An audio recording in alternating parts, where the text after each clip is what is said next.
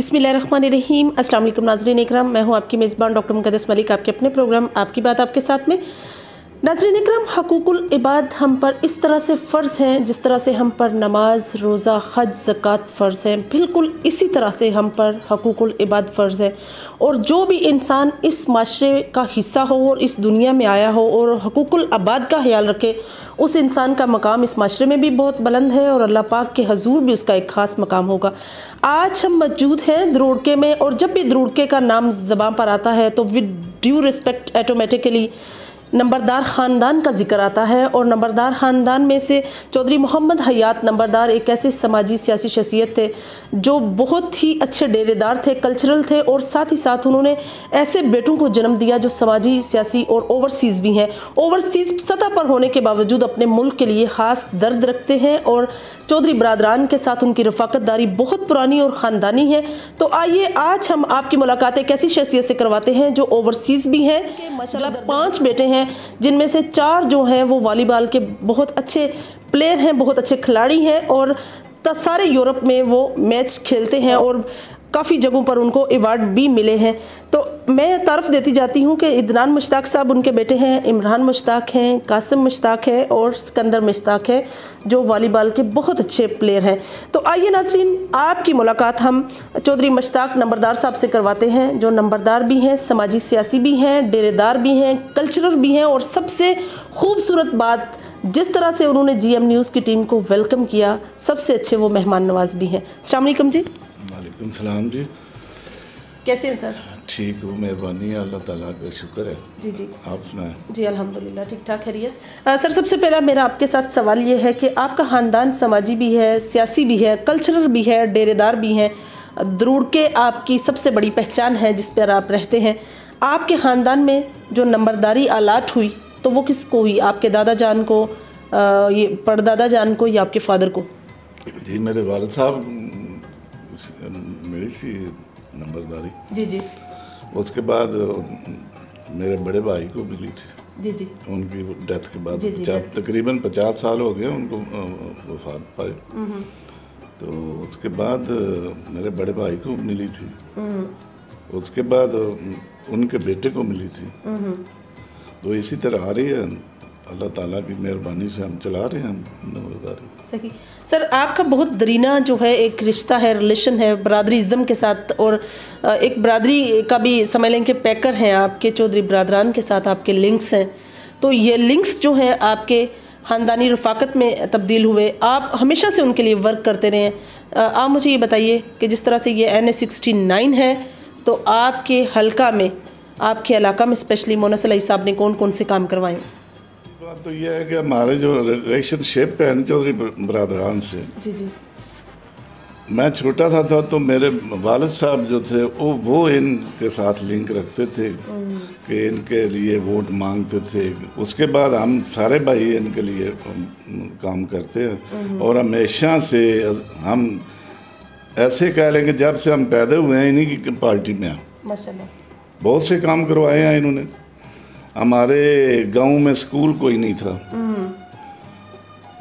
फिर स्कूल बनवाया इन्होंने, प्राइमरी स्कूल बनवाया, फिर उस स्कूल को बड़ा करके मिडिल स्कूल बनवाया माशाल्लाह। उसके बाद हमारे गांव में लड़कियों का स्कूल नहीं था, लड़कियों का स्कूल, प्राइमरी स्कूल बनवाया।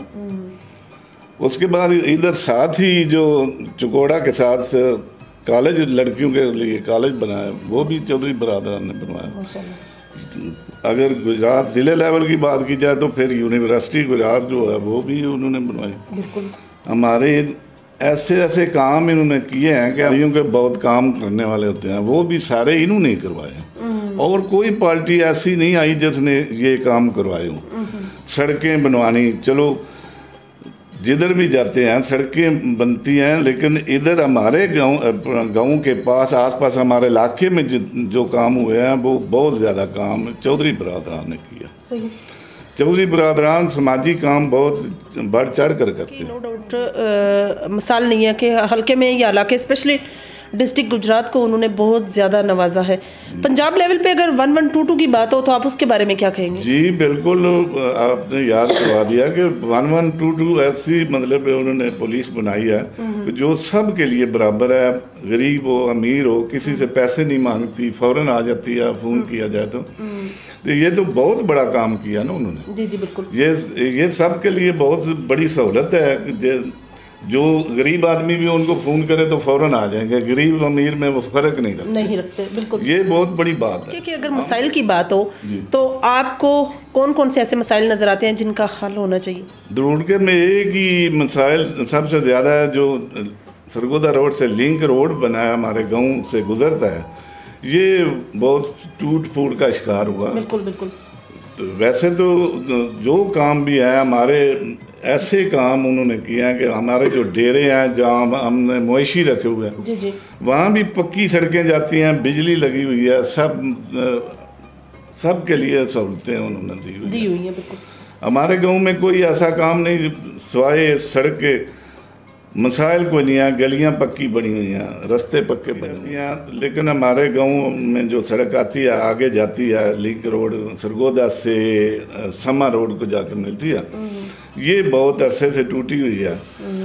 ये काम करने वाला है। मेरी गुजारिश भी है चौधरी बरादरान से कि ये बराए मेहरबानी इसके मतलब भी कुछ सोचें। जी जी बिल्कुल सही।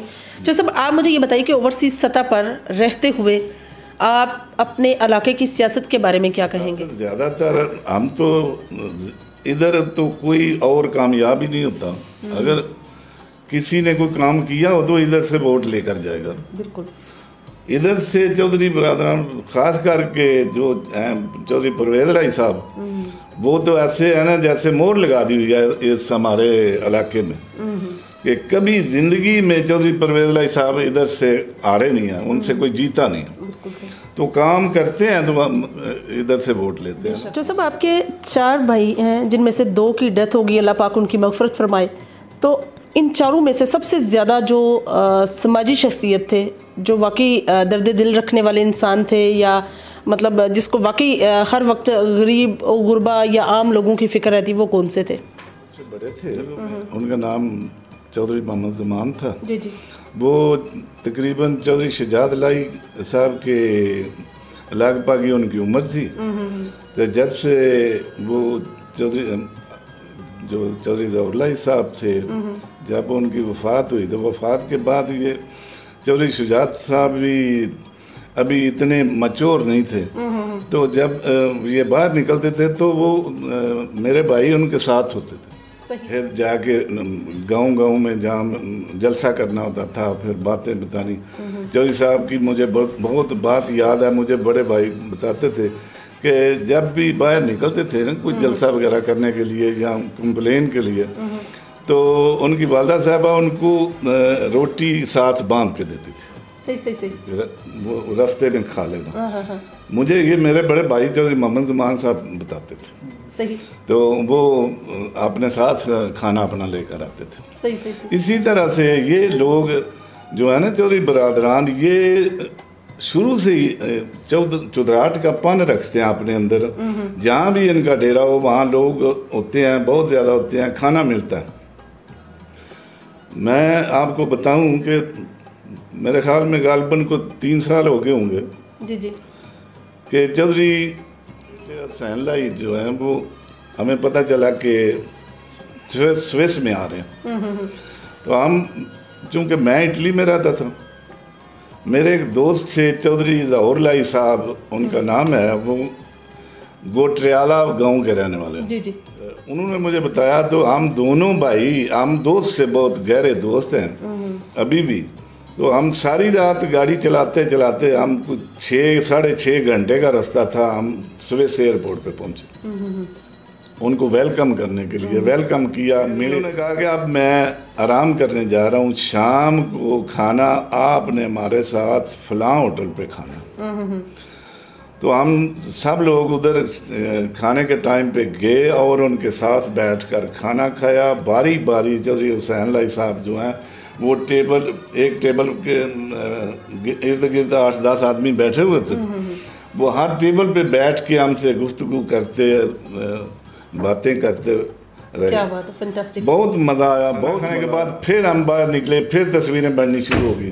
फिर मज़े की एक और बात है कि ये जितने लोग हैं ना जाते हैं बाहर, जी जी, ये जब जाते हैं, कोई MNA कोई MPA जाते हैं, तो इनके लोग बहुत इनकी कदर करते हैं, लेकिन वो साथ घुमाते हैं, सैर कराते हैं, तोहफे लेकर देते हैं और इनको होटलों में अपने खर्चे पे रखते हैं। ऐसे ही ऐसे ही।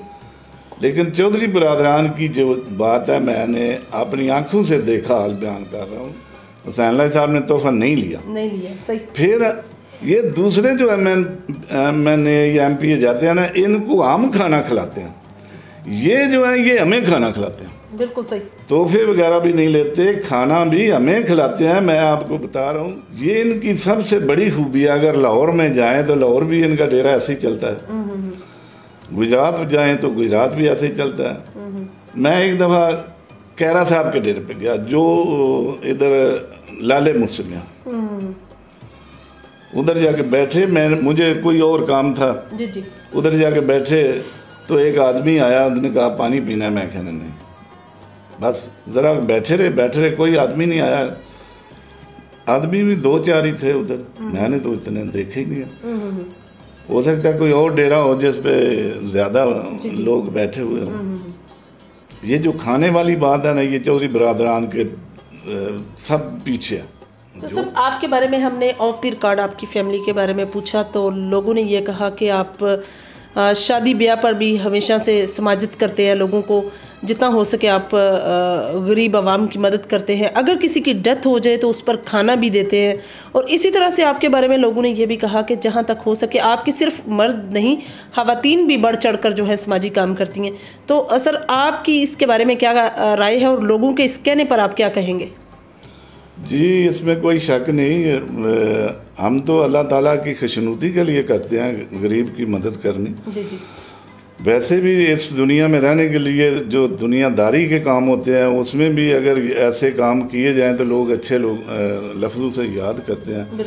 और हमारा ज़हन भी यही है, हमारा दिल भी करता है कि गरीब लोगों की मदद की जाए। किसी की डेथ हो जाए तो उनके घर वाले गरीब हों तो उनके लिए खाना मेहमानों के लिए बना दिया जाए, या किसी की शादी है, किसी की बेटी की शादी है तो उसके वो गरीब हो तो उसके लिए हम जो कर सकते हैं हम करते हैं। जो सब व्हाइट हाउस का शौक जो है, ये आपको कैसे आया कि इसको इसका तरह से कंस्ट्रक्ट किया जाए? माशाल्लाह से बहुत प्यारा आपने घर तमीर किया और उसमें स्पेशल किस्म की बागबानी है, जिसमें फ्रूट जो है वो स्पेशल फ्रूट वाले फलदार दरख्त लगाए हुए हैं। इसके साथ आपने मतलब मवेशी भी पाले हुए हैं। ये सारे शौक और साथ ओवरसीज़ भी आप, तो कैसे मैनेज करते हैं सब? जी, ये जो मकान बनाने वाली बात है, ये तो मैं कोई 1980 के करीब, गालबन 1980 में हमने एक नया घर बनाया था। मेरे जो भाई थे वो जर्मनी में होते थे। 1980 में घर बनाया था, मैं इधर था, मैं ही वो बनाने वाला था। उसके बाद फिर मैं भी जर्मनी चला गया। जर्मनी के बाद फिर मैं इधर आया तो हमने एक और घर बनाया, ये जो मेरे छोटे भाई के लिए। फिर जो वक्त गुजरता गया तो फिर हमारे भी तो बच्चे ज़्यादा होते गए ना, तो हमें अलग-अलग तो घर बनाने थे, इसलिए हमें ये घर भी बनाना पड़ा। तो चूँकि मेरी ये एक जिस तरह के कहते हैं कि तजर्बा था मेरा, तो मैं अपने तजर्बे की बिना पर ये घर बनाया। और सिर्फ तजर्बा नहीं, मेरा शौक़ भी था। माशाल्लाह। मैंने अपने शौक़ से बनाया है। एक एक चीज़ के लिए मैं 3-3, 4-4 दफ़ा शहरों में चक्कर लगाता रहता था। जब तक मुझे वो पसंद ना आए तो मैंने ख़रीदता नहीं था, लगाता नहीं था। तो पौधों के लिए, लान के लिए, ये तो मेरी चॉइस है। मैं खुश रहता हूँ पौधों में, बाग में जाकर। घर के फ्रूट खाते हैं, वैसे भी मज़ा आता है जब इसमें ऑर्गेनिक उगाओ तो क्या है। जी जी जी, बिल्कुल सही। तो सब आप मुझे ये बताइए कि आपके जो बेटे हैं वो शूटिंग वॉलीबॉल के प्लेयर हैं, कैसा फील होता है जब वो यूरोप के डिफरेंट कंट्रीज़ में जो है वो जाकर खेलते हैं मैच और प्राइज़ जीतते हैं, तो आपको कैसा महसूस होता है? ये बहुत आपने मुश्किल सवाल कर दिया जो मैं बता नहीं सकता। कई दफ़ा ये बात मुझे याद आए ना, मुझे रोना आ जाता। तो मेरे बेटे, एक तो मैं ये कहूँगा कि बहुत नेक हैं माशाल्लाह। कोई काम ऐसा उनमें नहीं है, यूरोप में रहकर कोई ऐसा काम नहीं वो करते जो मुझे पसंद ना हो माशाल्लाह। यही उनकी बड़ी खूबी है जो मुझे पसंद है कि कोई घर से जाने लगता है तो मुझे बताता है मैं फलां जगह जा रहा हूँ। क्योंकि मैं भी प्लेयर था एक, मैं कबड्डी का प्लेयर भी था और वॉलीबॉल का भी प्लेयर था। मैं वॉलीबॉल की टीम का कैप्टन था माशाल्लाह। उसके बाद मेरा छोटा भाई भी वॉलीबॉल की टीम का कैप्टन था। तो मेरे बच्चे इधर खेलते रहे। एक बच्चा जो है स्वीडिश कॉलेज में पढ़ता था, वो स्मैश खेलता था, दूसरा शूटिंग खेलता था। इसी तरह जो छोटे हैं वो भी खेलते थे। जब वो बाहर चले गए तो बाहर खेलते ऐसे वो अच्छे खेलते थे कि लोग उनको बहुत पसंद करते थे। माशाल्लाह। इतने पॉपुलर हो गए कि उन्होंने मेरा नाम रोशन कर दिया। माशाल्लाह, फैंटास्टिक। कई दफ़ा ऐसा होता है कि मैं उनके नाम से पहचाना जाता हूँ। ये अदनान के वालिद हैं। ये जो शानी गुज्जर वॉलीबॉल का प्लेयर है, ये पाकिस्तान का बेस्ट प्लेयर है। ये शानी गुज्जर और मेरे बेटे एक टीम में इकट्ठे खेलते हैं और कई सालों से खेल रहे हैं और कोई इन्होंने टूर्नामेंट हारा नहीं। बिल्कुल सही, ये फैंटास्टिक। बहुत मज़े की बात है। बड़े बड़े प्लेयर को इन्होंने हरा दिया। मैं बताऊं आपको कि मैं इधर से पाकिस्तान से गया तो मेरे बेटे कहने लगे, फ्रांस में टूर्नामेंट था तो मेरे बेटे कहने लगे कि आप भी चले। जब मैं गया तो वो जिधर कुर्सियां लगी हुई थी ना तमाशाइयों की, उधर मैं बैठा हुआ था। तो एक स्टेज होता है, हाँ बिल्कुल। जब उनको पता चला कि वो अदनान के वालिद इधर आए हुए हैं तो उन्होंने स्पीकर में ऐलान कराया और मैं उठ के खड़ा हो गया। वो मुझे जैसे ज़बरदस्ती नहीं स्टेज पे ले जाते, उन्होंने कहा कि आपकी जगह इधर है। बेशक, क्यों नहीं। हाँ जी। फिर मैं, आपको पता है कि मैं हुक्का पीता था, उन्होंने मेरे लिए हुक्का भी लेकर आए वो। इसी तरह एक दफ़ा इटली के एक बोलोनिया शहर में टूर्नामेंट था, वो इंग्लैंड से आए हुए थे साफ़ी भी, बहुत ज़्यादा आवाम थी, तो मैं भी उधर गया हुआ था। तो मैं एक साइड पे एक कुर्सी पे बैठा हुआ था। जी जी। एक लड़का आ गया मेरे पास, वो कहता है अंकल जी आपके लिए मैं खाना लेकर आऊँ। मैंने उनको कहा कि आपको क्या पता है मैं हुक्का पीता हूँ। वो कहने लगा मेरे मामू हैं फ्रांस में, तो मैंने उधर आपको फ्रांस में हुक्का पीते देखा था। जी सही से, क्या बात है। वो फिर इंग्लैंड वाले तस्वीरें लेने लगे कि ये बूढ़ा कैसे बैठा हुआ है हुक्का लेकर। हाँ जी। मेरी उम्र माशाल्लाह 67 बरस हो गई है। माशाल्लाह। ये मेरा शौक़ था।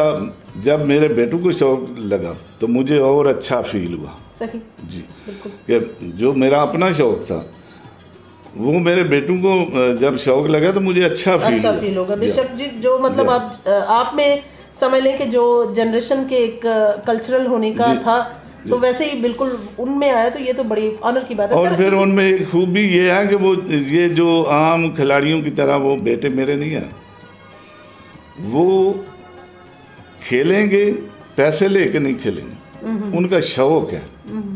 ये मुझे फ़ख्र है उन पे।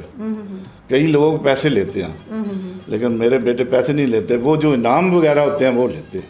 जी जी। तो मेडल लिए हैं, बड़ा कुछ किया है, वो लायक थे, अच्छे हैं बेटे।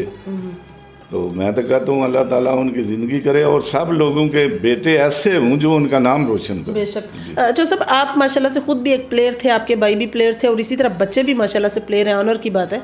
खुद अपनी पसंद से चीज़ें खरीदी और 2-2 3-3 चक्कर भी लगाए, तो काफ़ी जगह पर हम गए और मैं जिक्र नहीं करूंगी, लेकिन काफ़ी जगहों पर ऐसा हुआ है कि घर बड़े बड़े अच्छे बने हुए हैं लेकिन रेनोवेट प्रॉपर तरीके से नहीं है। यानी लोगों को घर बनाने का तो शौक है लेकिन संभालना थोड़ा डिफ़िकल्ट होता है। आपने किस तरह से इसको मैनेज किया हुआ है कि सीलिंग भी बड़ी प्रॉपर किस्म की और इसको रेनोवेट भी बड़ा अच्छा किया हुआ है? कैसे आपको ये खुद से शौक आया या किसी ने आपको कंसल्ट किया इसके बारे में? जी, मुझे खुद शौक था। जी जी। और फिर जो घर है, ये बात है ना कि घर बना लिया फिर संभाला ना गया। उसमें ये होता है कि कई लोग घर तो बना लेते हैं, उनको आदत नहीं होती सफाई की, और वो खर्च भी इतना नहीं कर सकते कि 2-4 आदमी या औरतें रख ली जाएं जो घर की सफाई करें। जब तक घर की सफाई नहीं होगी वो संभाला कैसे जाएगा? वो एक दफ़ा पेंट करा लेंगे, वो फिर उतर जाएगा। घर में चले जाएं फिर नीचे से देखें तो गंदगी होगी, बाहर वाली दीवार। तो इस तरह तो घर फिर मैनेज नहीं ना होते। ये शौक जिनको होता है वो अपनी चीज़ को संभालता रहता है। बिल्कुल सही। तो मैंने तो हर चीज़ अपनी मर्जी से खरीदी है। कोई आदमी मैंने नहीं बुलाया जो मुझे मैनेज करके दे, क्योंकि मुझे शौक था। और तीसरी दफ़ा मैंने मकान खुद बनाया। मतलब पहले भाइयों के लिए और बाद में आप खुद के लिए? जी, इसलिए मुझे तजर्बा भी था। तो फिर भी काफ़ी जो काम है वो रह जाते हैं। जब घर बन जाता है तो फिर बंदा सोचता है यार ये भी रह गया, ये कमी रह गई है, ऐसे होना था। तो इसलिए मैंने तो अपनी खुशी के लिए जो काम किया। और फिर कई लोग इसकी तस्वीरें उतारने आए, दूर दूर से आए तस्वीरें उतारने, लेकिन उतार के ले जाते हैं। मुझे अपना शौक था, मैंने अपने शौक के लिए बनवाया। बिल्कुल सही। इसीलिए फिर हमने तो इधर फिर काम करने वाले लोग भी हमारे पास हैं, हम उनको तनख्वाहें देते हैं, उनके गमों खुशी में शामिल होते हैं, उनकी मदद भी करते हैं। समझ ले इस तरह उनको भी सोर्स मिल गया, काम सोर्स मिल गया। आम ट्रेंड बना हुआ है कि लोग भैंसें रखते हैं, दूध बेचते हैं, अपना काम चलाते हैं। हमने तो भैंसें रखी हुई हैं, दूध हमने कभी नहीं बेचा। ऐसे ही होता है कि जो गरीब लोग हैं सुबह लस्सी लेने आ जाते हैं, शाम को कोई दूध लेने आ गया। सुबह के वक्त हमारे घर में जो चाय पकती है वो सारे गरीब आदमी कम अज़ कम 10-12 लोग आके चाय पीते हैं। जो औरतें बच्चे जो होते हैं जो वो इधर हमारे घर में आते हैं। हम तो चाहते हैं कि इधर आना जाना लोगों का लगा रहे, तो हमारी भी बात बनी रहे, उनकी भी बात। हम तो गरीबों के हामी हैं। और हमारा शौक है कि पूरी यूनियन काउंसिल जीराल जो लोग थे, जितने गाँव थे, उनको कोई थाने में काम पड़ता था तो मेरे पास आते थे, उनको सेटिस्फाई हो जाती थी। फिर ऐसे भी रहा है कि मैं कोई बात झूठ बोल के नहीं करूँगा। मेरी तो शादी भी नहीं हुई थी। तो एक जैसे वो पर्या होती है ना, वो 2 गाँव की पर्या मेरे साथ पास आ गई थी। अभी मेरी शादी नहीं हुई थी। वो पर्या का फैसला किया, किसी ने नहीं बोला कि वो इसने गलत किया या तरफदारी की।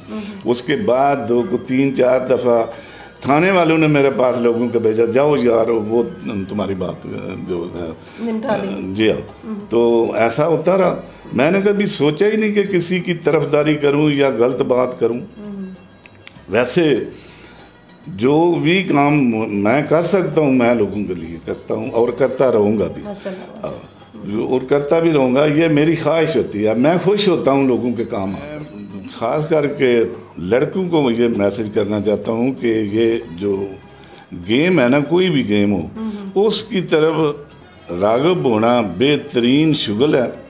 और बहुत से बुरे कामों से लोग बच सकते हैं और अपनी सेहत का ख्याल रख सकते हैं। जो लोग गलियों में फिरते रहते हैं, कोई नशा करता है, कोई कुछ करता है, वो जब किसी गेम में मुलव्वस हो जाएंगे तो फिर ऑटोमेटिकली उनको वो काम छोड़ने पड़ेंगे। वो अपनी सेहत की तरफ ख्याल रखेंगे, अपनी बॉडी की तरफ रखेंगे। और बहुत से अगर अच्छा काम किया तो फिर उनका नाम भी रोशन होगा। इसलिए मैं कहता हूँ कि सबको कोशिश करनी चाहिए किसी न किसी गेम में शामिल हों जिसमें दूसरे काम जो बुराई के काम है वो छूट जाते हैं। बहुत अच्छा मैसेज सर आपने दिया। जी तो नाज़रीन, ये थी चौधरी मुश्ताक नंबरदार साहब की गुफ्तगू जो आप लोगों ने सुनी। और सबसे अच्छी बात जो एज ए फादर उनको महसूस होती है वो ये है कि बेटे प्लेयर हैं और उनकी वजह से इनका नाम है। और नाम की अगर बात करें तो चौधरी मोहम्मद हयात नंबरदार साहब की वजह से बेटों का नाम हुआ, लेकिन इनके बेटे चौधरी साहब कैसे हैं, जिनकी वजह से चौधरी साहब का नाम हुआ ओवरसीज़ सतह पर। और साथ ही साथ समाजत पर अगर बात करें तो ये बहुत बड़ा समाजी घराना है, नंबरदार घराना है। और नंबरदार की वैल्यूज़ सियासत में ऐसे हैं जैसे एक गज़टेड ऑफिसर की होती हैं। बिल्कुल एक गज़टेड ऑफिसर को जिस तरह से डॉक्यूमेंट की ऑथोराइजेशन करनी पड़ती है, सिग्नेचर करना पड़ता है, ये सिर्फ नंबरदार को ये हैसियत हासिल है कि वो आज भी किसी भी डॉक्यूमेंटेशन को टेस्टेड करता है। तो ये भी बड़ी ऑनर की बात होती है। इंशाल्लाह हमारी और आपकी मुलाकात होगी फिर किसी नए प्रोग्राम में। तब तक के लिए इजाज़त चाहती हूँ। अल्लाह हाफिज़।